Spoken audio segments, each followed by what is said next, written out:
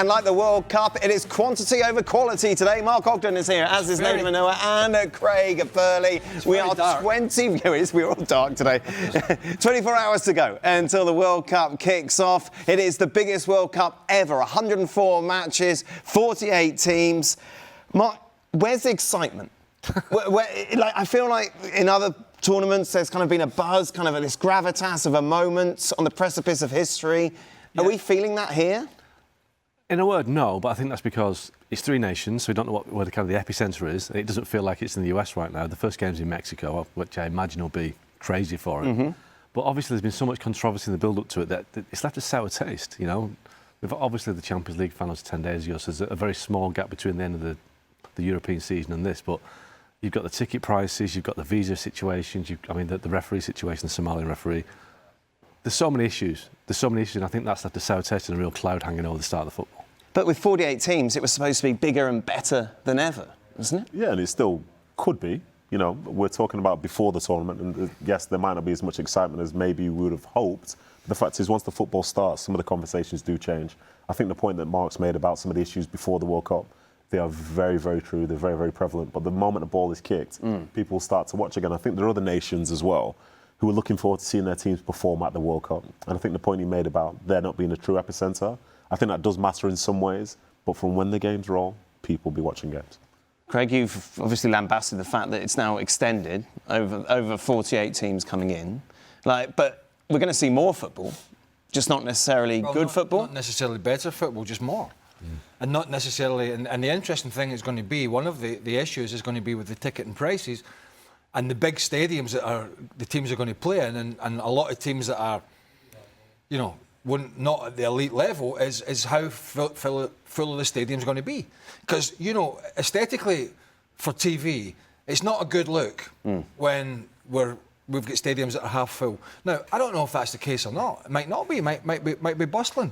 We just don't know. That's not going to be a good look for FIFA if that happens. Look, at this moment in time, and this could change, as Nathan said, when the football starts. At this moment in time, the rest of the world are viewing this in nothing other than a negative light. Immigration issues, ticket and prices, cost of travel, spread of the World Cup, too many games. All of these things, at this moment in time, this World Cup is going to have to be brilliant on the field to win people over. There is so much negativity, unfortunately, about coming to the US for a lot of people. And I don't think a lot of it is, I think a lot of it is untrue, but there has been some issues. I mean, I can't speak about the immigration issues because that's an immigration problem for them to resolve. But it's certainly, there's a lot of people worried about coming here, and that's not really a good place to be. So hopefully when the football starts, the stadiums are full, the football's good, and the fans are treated, which I'm sure they will, in a very good way by the American public. I've not have a problem with that. But if it goes the other way, this competition could turn sour very, very quickly. That negativity you mentioned is kind of epitomised by the front page of L'Équipe today, the prominent French sports newspaper, leading with "Welcome to the USA," very much ironically. Donald Trump front and centre with Infantino as a puppet. Omar Artan, the referee who was denied a visa to enter the country, meaning that he can't participate within this tournament. Is that a fair summation of the feeling of people looking in? Absolutely.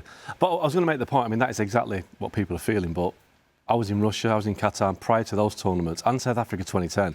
Are the stadiums going to be ready? What's going to happen to this? What's going to happen to that? You're going to be welcoming Qatar, the migrant workers, and all these are valid issues. But as soon as the football starts, it was forgotten about. You look back on those World Cups now, you think about Mbappe in 2022, you think of, the great France team in 2018, you think of Messi last time, you think of Spain win the World Cup in 2010. You don't think back to those World Cups and think about the pre-tournament issues. But I think in this case, because the issues are so much, I won't say they're not more important, because there were very important issues prior to those World Cup, but they're so prevalent and deep that people are so angry about it. And I think they will still linger when the football starts, because, like Craig says, they're going to be empty. Well, the stadium's not going to be empty, but they're going to be empty seats, because fans who have spent their lives wanting to go to a World Cup can't afford to go. And we all know that World Cups are not a typical football crowd anyway. You need to have a bit of money to go to a World Cup, but it doesn't feel like a football crowd. And I think that is the issue, that football fans across the world feel like they've been cheated out of a World Cup. We heard Jadon Infantino talking today, once again seems to be completely tone deaf, unable to read the room. When asked about the situation with Omar Artan, he said, well, look, everyone just needs to chill. Yeah, I think it's fair to say that, yes, he doesn't read the room that we expect him to be in, but he reads the room that he puts himself into. I think appeasing anybody that is in power that's helped them, the World Cup, arrive at this place, just make sure, no, you're doing a great job. Everything's fantastic. And I think we've heard this for many years beforehand. I think for him, even if we're discussing the ticket prices and so on, he justifies it by saying we need to bring as much money in as possible to fund all these other federations. And I'm sure people from those federations, even like Shaka Hislop, our colleague, he's very happy that Trinidad gets money from this World Cup. But for the everyday person and people who are going to try and experience this possibly once in a lifetime thing, then it's not there. And it is hugely disappointing because he's sort of, in some ways, the issues that, obviously not everybody, it might not necessarily even be the majority, but the issues that those people feel, they should matter. And I think Infantino at times just brushes it to the side. The fact that referee's not going to be there, he was voted the best referee on the continent of Africa, and he's not here. And we'll just move on, we'll forget about that. We can talk, say, for example, about Iran's situation here. They cannot stay in the USA. They have to come in just on the day and leave on the day. If we're talking about fairness from a football and competition standpoint, Iran don't have that. But for Infantino, we're just happy we promised they were going to play, and here they are, they're going to play. It's not right for me. Well, on the referee one, we can't really, I mean, he said his paper. I mean, I don't want to get into it because it's a customs and borders immigration issue. But people were saying, well, why can't he go and referee in Canada or Mexico? But I think part of the problem, if I'm reading this right, is that the referees are all based in Florida, Miami, yeah. and their training base and their relaxation and all that sort of stuff has been done in Florida, and then they sort of disperse to the game. So that scuppers, getting round that way. Gianni Infantino cares about one thing: money. It's why the Club World Cup was extended to a ridiculous amount of teams. Money. Why the World Cup is extended to 48 teams. Money. Right? He has no interest, literally, as long as it's not a disaster, and by the way, he might have noticed it's not going well, as long as it doesn't become a disaster, then he'll walk away and he'll bat away these questions. As Augie always says, he bats them away. But FIFA have got one goal, and it isn't really growing the game, it's making more money, and just making more money for themselves and their members, right? At the behest of officials, of players and player welfare. And he's at the top of this. And by the way, numerous countries apparently are very keen to vote him back in as sharp as they can. I think this could really damage him because he's going to stand unopposed, I'm told, next time it's up. I think it's 2027. Unopposed right now. Is he the best candidate they have for this role? But what he's been very clever at, which Sepp Blatter did as well, was to kind of make sure you get the votes of the African constituency, the Asian constituency. Now, and is that because he is getting them more money? Well, he's invested in their football, which, that is the job of FIFA. But the point I'm trying to make is that, we saw the Senegalese players, how they were treated when they got off the plane at the airport. Moroccan fans have had visas knocked back. The Somali referee. If you're representing an African nation or an Asian, Uzbekistan the same, if you're representing these nations, this guy's turned his back on you when you needed him most. The FIFA president has done nothing to help you guys get to the World Cup. Like I say, the Somali referee, the best in Africa, he's just said, chill out, everybody.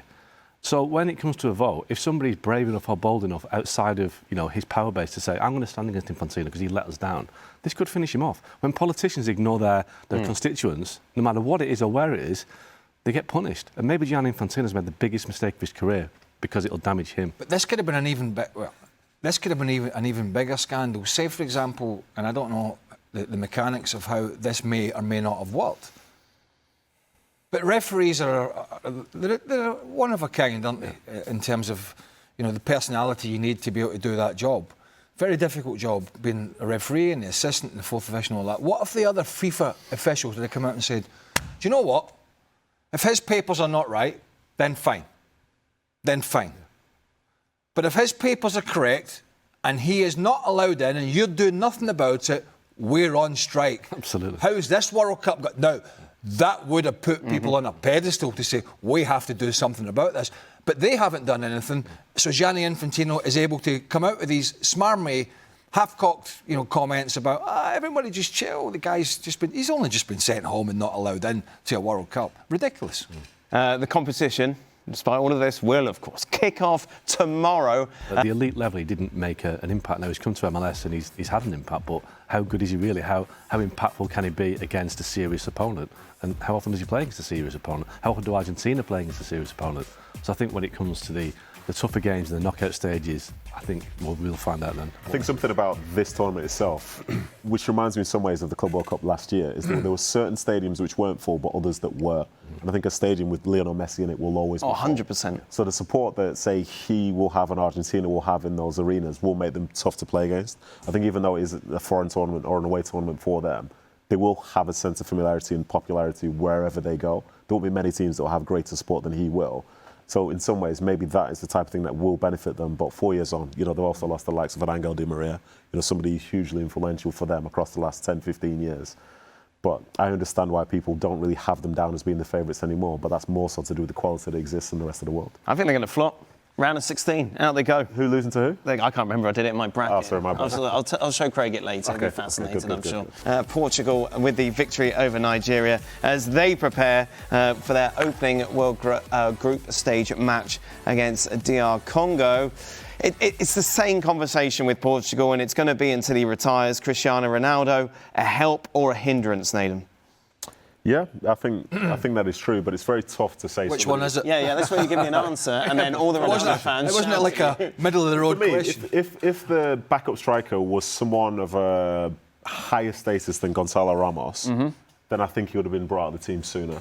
But I think there is such a significant difference between the two. I think Gonzalo Ramos on his best day, in my opinion, doesn't necessarily go ahead of Ronaldo on an average day, especially Even at this now? level. Even now, I would say. What about Rafael Leao, who's not Is really he not suspended? He's suspended, isn't he? Anyway. Yeah. Ramos will work more than Ronaldo, and that's what the team The question is, to your question, right? A help or a hindrance? Recent major tournaments, the last 2 or 3, both Euros and World Cup, the answer is hindrance. Fernando Santos dropped him eventually. He didn't score, I believe, in the last major tournament. He might have scored a penalty, but certainly not from open play. He struggled. This brilliant player, absolutely, as Nathan said, you can debate it. Messi, Ronaldo, all you want. There's no right, there's no wrong. Absolutely unbelievable individual of a player. Still doing it in his 40s. He's got a couple of hundred caps of what it is. It's amazing. But it still doesn't take away from the fact you could be a potential hindrance to your team at that age. And the question is, when they get to the knockout, and they will, particularly with this 3 teams, a bunch of the 3 teams go through. I mean, you've got to be a right dauber to get knocked out of this World Cup. 8 out of 12 will advance. You've got to be really bad. That's another scenario, another debate. But when they get to the knockouts, and I'm not sure which way this crazily big bracket goes, but when they start meeting better teams, if he is struggling, there's got to be a lot of expectation on Roberto Martinez in terms of his job, in terms of what Portugal will do at this World Cup. He might have to make that big decision. And the question is, does he have it in him to make that decision on his oldest player? If he's struggling, and listen, if he's not struggling, he's scoring goals, I'll applaud him. Because if he's doing it in his 40s at the World Cup, that's amazing. But looking historically, in the last 5 or 6 years, the answer has been he has struggled in these competitions. When you're talking about struggling in these competitions, are you talking about him missing chances or his general game involvement? Both. Because the missing chances thing, that could just change. And I think for Gonzalo Ramos, there's no guarantee that he would have scored all those goals either. I think if we're talking about him being a direct replacement as such. So I see why you would persist with a play like that because, for example... So is he undroppable? The answer is both. And let me just, before, when Nathan thinks about this, the answer with Ronaldo is, and here's part of the problem, he goes into the qualifiers and the Nations League and they play weaker teams a lot of the times, and they beat some of these teams by 4, 5, 6, and sometimes 7 goals, and he's bagging goals, and he's undroppable. And then it gets to the latter stages of a major tournament and you're playing much better sides. That's when I think the light has been sort of shone on him. And in recent years anyway, not in previous years, he's been brilliant. But in recent years, his age has caught up with him. And it now means we have to really talk about this because our Portugal, if he's struggling, going to be better without him, or is Roberto Martinez going to sit in his hands and say, well, if I take him off, the whole of Portugal are going to come for me? I think at this stage, I actually believe he's undroppable. Right. If Portugal made it to a semi-final. A man in his 40s, undroppable at a World Cup. Oh, Messi's nearly 40. Would you drop him? He won the last World Cup. Is he not a better impact? That's 4 years on, as you said, though. In a quarter-final, semi-final, put him on for the last half an hour, last 20 minutes when the opponents are tiring, when his lack of physicality now would work better. Take Ramos off, because Ramos will work the defenders more than Ronaldo would, and then bring him on for the last 20 minutes. But that's going to batter his ego, isn't it? And that's where you're looking at your manager. Absolutely. But his ego might get more embellished or massaged if he scores the winning goal in the 80th minute. Then he's the hero. Are you concerned more about his general fitness and tiredness, or what you're thinking? He doesn't contribute. The first line of defensive attack, pressing from the front, he doesn't do any of that. Neither does Harry Kane. Yeah, but I mean, we're talking different. No, put Watkins on instead. Get him to work and just go and press people. Yeah, but then you're also talking about late stages of competitions. Harry Kane hasn't necessarily done that. No, but Harry Kane's dropping it.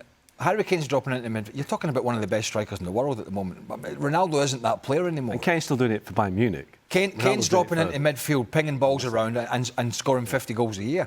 And I don't feel like we're not bashing Ronaldo for Ronaldo. We're having a discussion because of his age and because of his impact in the last Euros, the last World Cup, and before that. He's playing in Saudi, and he has been the talking point in previous major tournaments. What we're going to do with him? Should he start?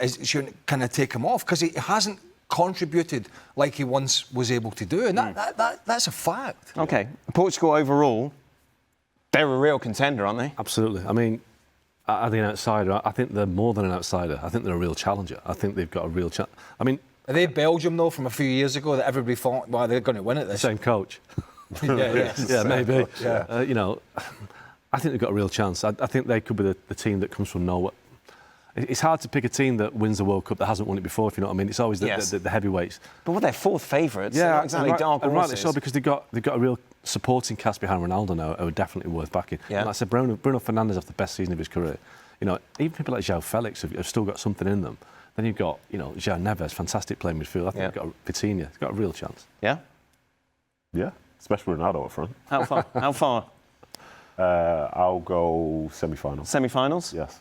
OK. Well, it's the road, see. Yeah, sure. The road. If you did my bracket, you would have seen. Well, I didn't see your bracket. When did you do your bracket? Sports Centre? Billy Big Time again? But they're definitely, Yeah, I mean... Is it fair to say anything but a semi-final is a failure?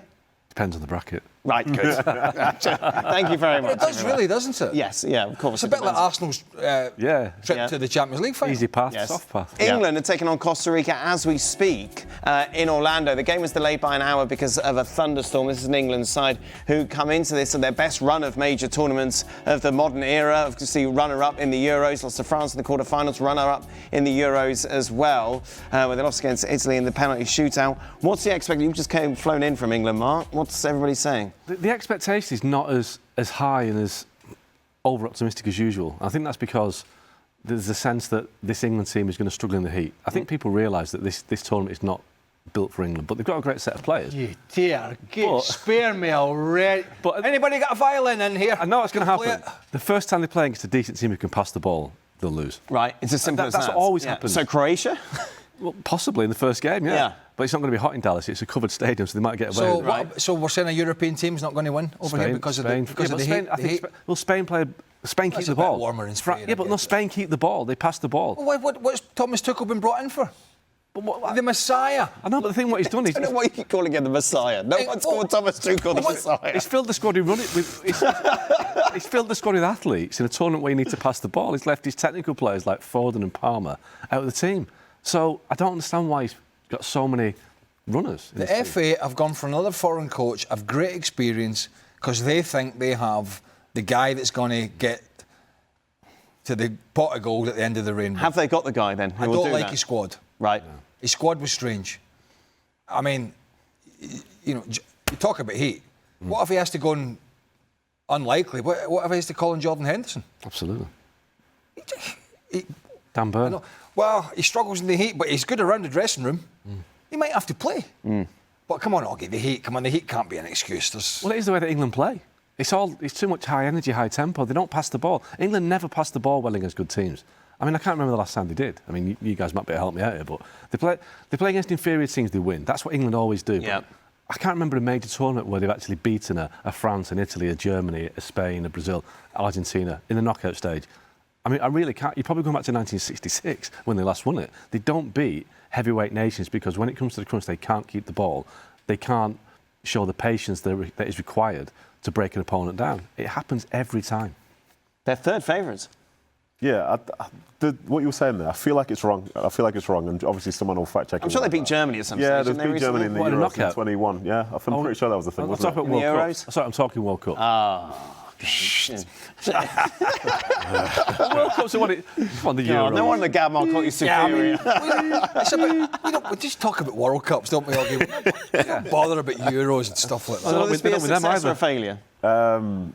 So the squad itself, I think there's probably like 4 or 5 players that will get no football whatsoever. So John Stones and Konza as centre-halves, is that what you're thinking? Yeah, that's what played against Costa Rica Mark today. Gray will play. Who will play? Mark Gay. Mark Gray. Yeah, Gay, yeah. What, Gay with Stones? Gay and Stones, I think. And that, listen, I think John Stones is a terrific footballer. But he never plays. But he's at that stage of his career where he's been fighting injuries and he hasn't played. An absolutely brilliant football brain, great passer, but all that sort of stuff. But he hasn't played. He's also picked Bukayo Saka and now admitted that he's got an Achilles problem that's troubling him. And is Jude Bellingham playing in this game because Morgan Rogers is going to start? I think that team is the starting team, apart from with a question mark over Madueke and... Right, and Gay obviously coming in for... What are you saying? So you don't think Morgan Rogers I don't think Rogers starts now. No. Really? No, I think if Saka's fit, he'll play instead of Madueke. And all this sort of tit for tat with Bellingham and blah, blah, blah, and yet... Yeah, I mean, I think they're different players. I think Rodgers is more dynamic, more attack-minded than Bellingham. Bellingham's a different player than Rodgers, and I think he'll go for that. Yeah, Bellingham's more of a natural midfielder. Against Croatia, I think that... But he's such a strong runner with the ball, Morgan Rogers. He's such a strong... When you get it into his feet, he gets turned, he brushes people off, and he drives at that back line. You know, Bellingham gives you more defensively, especially against a Croatia. Is he frightened to drop Bellingham No, I for don't a think World so. Cup? I think he'd love to. Because I think he'd like to. I think he relishes the controversy, Tuchel. Why would he like to drop Bellingham and then put him in the team? No, I think he's maybe worried about the backlash in terms of... No, I think he's not. If he drops Bellingham for Morgan Rogers as this tournament goes on, I don't know if he's going to play in match day 1. We've talked about this. I think Bellingham, in terms of being in the hotel and the squad, would not take that well. No, he wouldn't. That would be... maybe I'm wrong. I think that would be a potential problem within the camp. Yeah, I don't think Tuchel's scared of that. In many ways, it's almost like he enjoys the confrontation. He's seen it throughout his career at clubs with hierarchy, with players. I think he enjoys that tension. I don't think it'd worry him to drop him, but I don't think he will in this occasion. But that's the last thing you want within a small environment for a 4 or 5 week period. That's the risk you can't of Tuchel. have that. That is the risk of Thomas Tuchel because, as we've seen, he's not frightened to upset people. Obviously, a few years ago, you looked at this, you thought World Cup 2026, Jadon Sancho, front and centre in this England squad. Obviously, nowhere near it. This is a player who still remains, the 4th most expensive signing Manchester United has ever made. He's going to be released on a free now. Yeah, well, I mean, look... How do you explain any of this? He started at United in 2021, I think, and he just missed his penalty at the Euros, and he never recovered mentally and physically. He turned up at United, he wasn't quite in the shape they expected, and he just couldn't kick on from there. I think the pressure of being at United, the big fee, he never, ever got over it.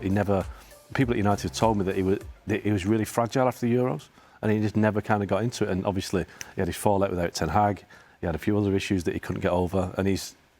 You know, as a player, he's just completely flatlined and gone backwards, hasn't he? Some of those boys actually were basically abused off the back of the Euros by just morons, you know, because anybody can miss penalties. And I suppose we don't know it affects individuals. You know, Bukayo Saka, for example, has, you know, brushed himself down, and he was a teenager at the time, and he's well, I think Jadon Sancho probably was.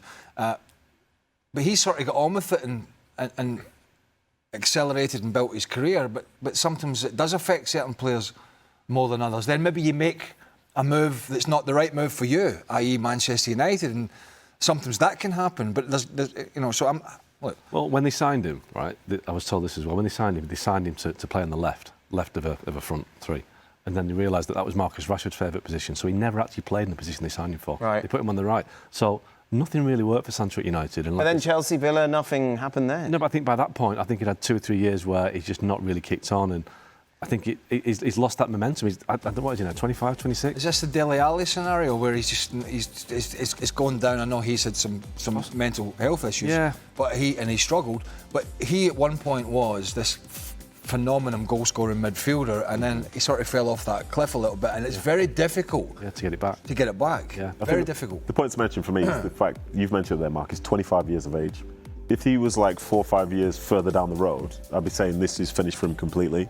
And even though he's lost that spark, lost that magic now, it's been 4 years, hasn't it? 4 or 5 years. It's been 4 or 5 years, but he's literally in his mid-20s. Yeah. If he was older, I think I'd have more concerns for him. But it's not to say that he can't find some sort of spark going forward now. And it might not necessarily be one of those bright lights that say Old Trafford and places like that. But he seems to be a person where when he's enjoying his football, he plays his best football. And now as a free agent, he's probably going to have more free reign to be able to decide where that's going to be. Could you see him going to somewhere like, for example, Newcastle have sold Anthony Gordon, goes there on a free transfer? I think it's an incentivised. I think he wants to go back to Germany. Yeah, I think he'll right. I think it's a better league. I think we've seen a lot of English players that go over there and do well, and I think he enjoys that league more. He's familiar with it.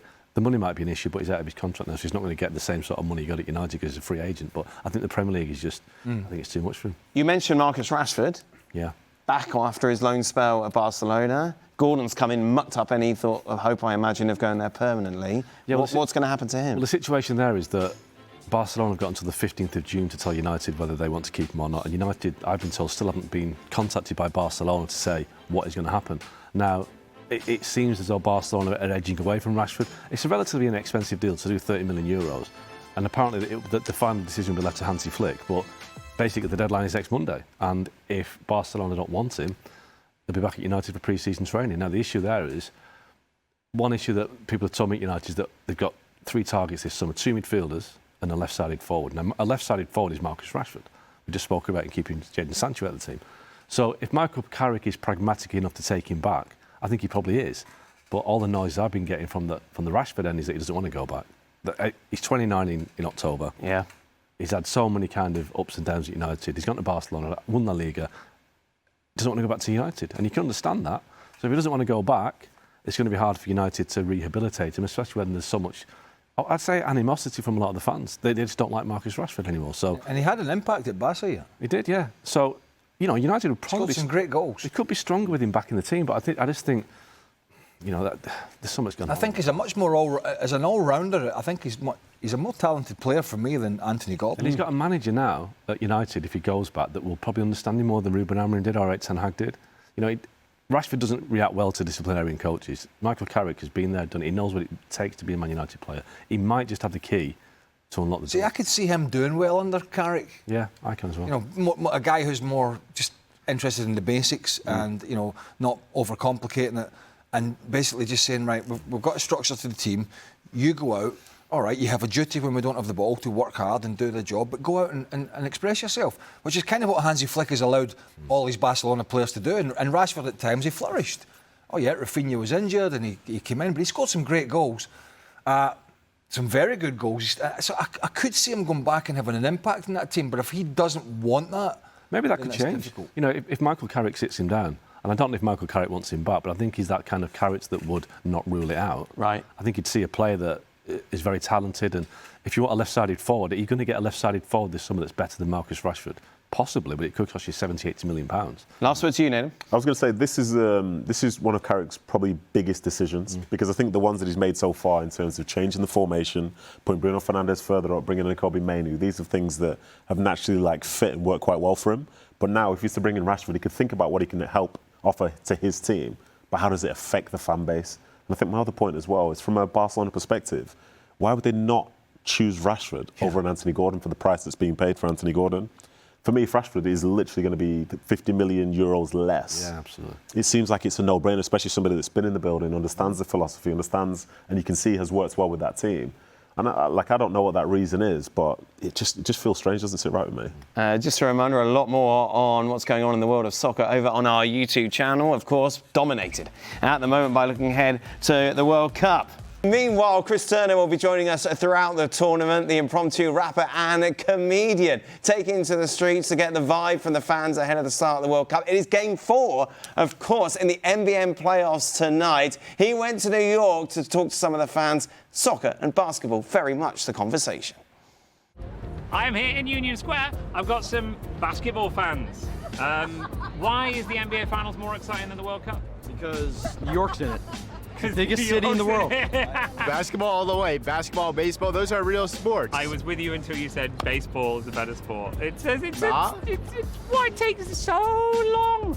Go. One more diss on soccer. Speaking of long, I think soccer's way too long. I think it's boring too. Let's not talk about Arsenal, but my dad doesn't like it, and I think he's pretty boring. Wow, okay, let's drop that beat. I'm about to roast soccer for these 3 basketball fans. Let's do it. Okay, let's do it.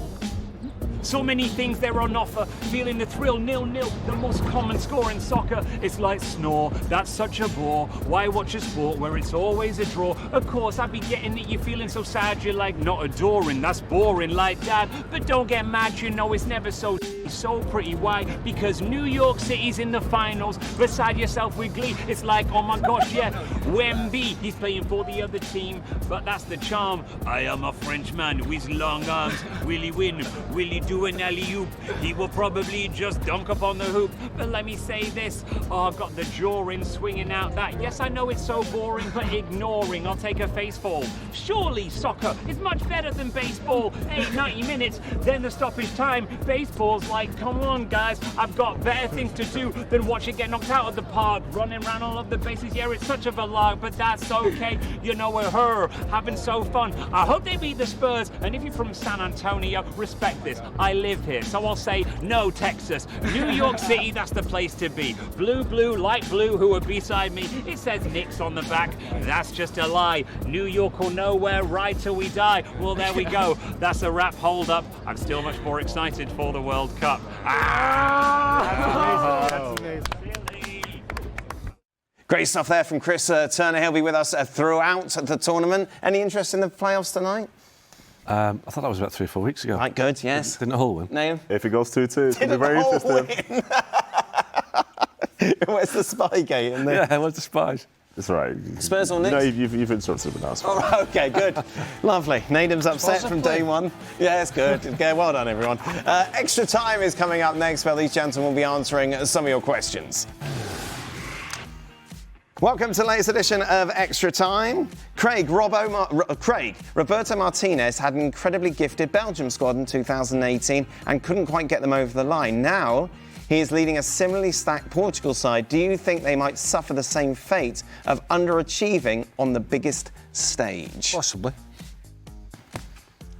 Yes? Yes. Yes? You think they're going to underachieve? Well, it's all relative, isn't it, really?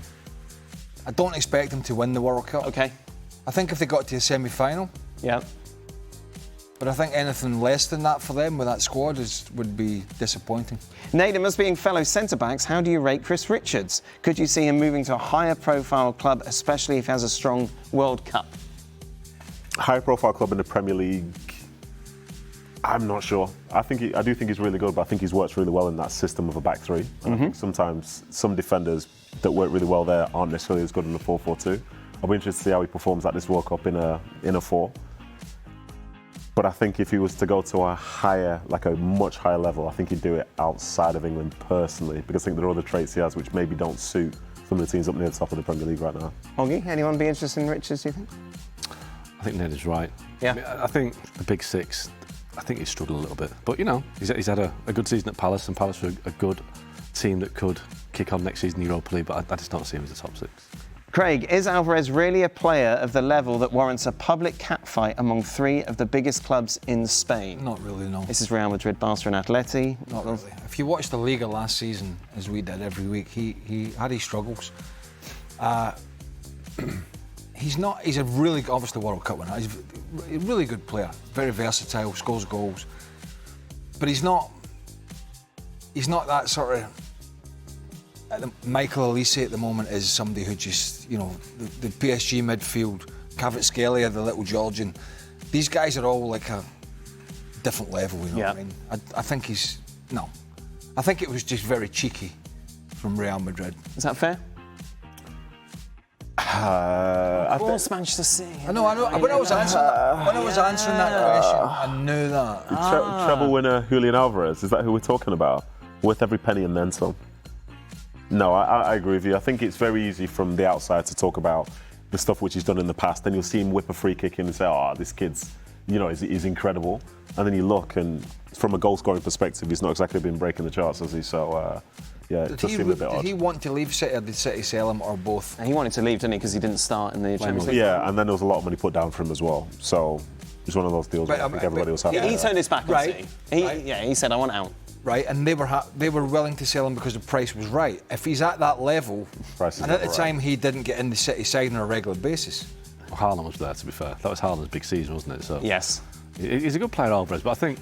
But if the money's right, you weren't selling De Bruyne or any of them. Absolutely. You know what I mean? Yeah, absolutely. I mean, they made a massive profit, but I think Arsenal really keen on Alvarez, and I could see him ending up at Arsenal. I think he'd obviously be better for them. Really? Yeah. Arteta really likes him. I think what they've got at the moment, Gyökeres or Havertz, he'd definitely be an upgrade. But whether he'd go to Real Madrid would be an upgrade. Which ESPN? Oh, go on. There's no point. We've talked about Alvarez quite a lot. Which ESPN FC crew member would make the best school teacher? That's easy, isn't it? You're looking at me. Robbo? You're looking at me. It's got to be Robbo. Yeah, I think so. Yeah, I think Robbo's got headmaster qualities. Yeah, I was thinking headmaster actually, more so than teacher. I was flying across yesterday, and it was me and Nadim on the same flight, fairly casual. I'm thinking, love Robbo, but I can imagine Robbo sat there with his suit and his tie and his three-piece and his shiny shoes. Absolutely. Robbo? Yeah, Robbo getting angry at the kids. Yes. Thinking it's back in the 1970s again, just screaming at them. The cane will be back. I mean, he'd never be out of HR at the school, would he? I mean, he'd be like, he'd have to bounce around from school to school, wouldn't he? The kids would be frightened to come. Who would be the worst teacher? Stevie? No, Stevie? Don. Great. What would he be teaching them? I'd definitely go Don, yeah. The kids would come in, they would all sit at the top desk and Don would sit there on his own. As the 6-year-olds explained to him what the maths were. Don would be the PE teacher set driving the minibus, wouldn't he, and just going off a little diversion every now and again. Just a bit of fun. Stevie would never be in the class, he'd just be in the dinner hall all the time, wouldn't he? Yes, he'd be there. Looking for food. Oggy, after having survived the surface of the sun during the Club World Cup, what measures will you be taking to ensure you don't melt away this time around? The measures I'll be taking is to not stand in car parks. Yeah, of course. Because the concrete is much hotter than the grass. Basically. There we are, that's today's big That's take. it. And see if I can wear sunglasses while I'm doing the hits because I can't see because it's so bright. Right. But I feel like sometimes like... But at least you're in a company that allows you to wear a T-shirt, for example. Some companies suit and tie you have to wear. That would be unbearable. I feel like a vampire sometimes in the sun. It's kind of you look it. So you're not in the West Coast all the time, are you? No. Just for a few days and then back over here. There you are. Nadim, are you going anywhere? Are you staying? No, I'm going to stay right here. What a treat. Right here next to you, my friend. Oh, what a treat for everybody. That is it. It is 2-0, by the way, in the England game. God, still 15 minutes to go. Thank goodness we didn't wait for that. No. ESPN FC returns to your screens tomorrow as we continue the countdown. Tomorrow's show will be reflecting on Mexico. World Cup starts tomorrow, baby. Live from LA, Alexis Nunes, great team with her as well, will be reflecting on the opening game of the 2026 World Cup.